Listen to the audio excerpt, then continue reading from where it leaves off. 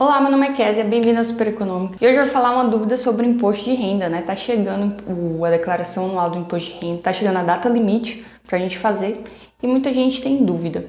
Hoje a dúvida é com relação à venda de ETFs brasileiros, né? Os ETFs que a gente vende aqui na nossa bolsa de valores. Lembrando que se você tiver alguma dúvida, não esqueça de comentar aqui embaixo que eu sempre tento ou responder o comentário diretamente ou fazer um vídeo aqui mais completo explicando, né? A dúvida, explicando o que você pode fazer. Então vamos ver aí o comentário.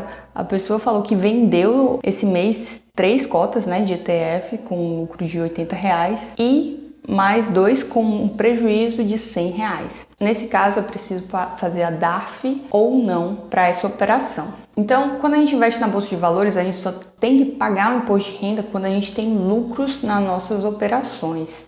E a Receita Federal deixa bem claro que a gente pode abater lucros de prejuízo e prejuízos de lucros, ou seja, tem meses que a gente tem prejuízos e outros meses que a gente tem lucro. A gente pode fazer esse abatimento e muitas vezes a gente não precisa nem pagar esse imposto de renda. E nesse caso que você, por exemplo, no mesmo mês você vende um ativo com lucro e depois tem um prejuízo maior, você pode sim abater e não precisa pagar a DARF, né, o documento de arrecadação do imposto de renda. Você não precisa fazer isso. Mas para que isso aconteça, a gente tem que saber o tipo de venda. Porque na bolsa de valores existem 2 tipos de vendas que a gente pode fazer.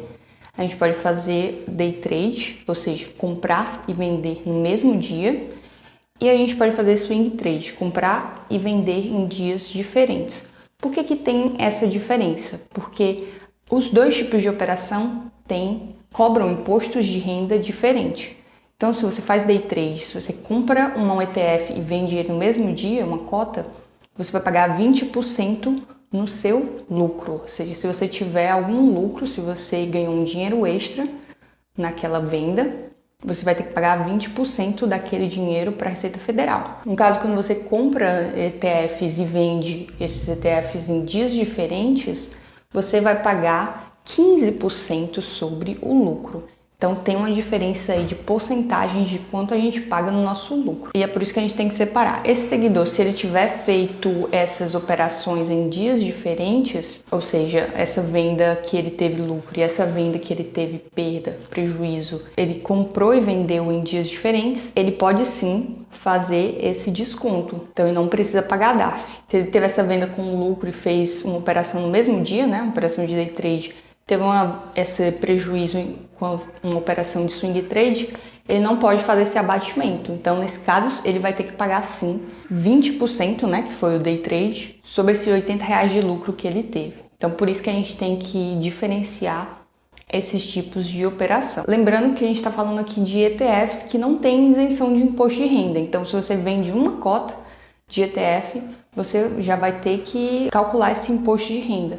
Ao passo que ações a gente tem R$20 mil de isenção. A gente pode vender até R$20 mil, a gente pode ter lucro nessa operação, mas a gente não precisa pagar imposto porque tem essa isenção. E também os fundos imobiliários, os FIIs, eles não entram nessa regra aí do day trade e do swing trade, porque eles são calculados separadamente. Fundos imobiliários sempre tem um imposto de 20%. Então é por isso que eles são calculados separadamente. Eles não entram nesse cálculo do day trade e do swing trade, que funciona para ETFs, BDRs e ações que a gente vende mais de 20 mil. Então a gente tem que calcular separadamente day trade, swing trade e fundos imobiliários para fazer o recolhimento ou não, para pagar a DARF ou não. Isso é para quem vende, né? Para quem compra, por exemplo, eu nunca vendo meus ativos, eu só compro, então eu nunca tenho que me preocupar em pagar o imposto de renda.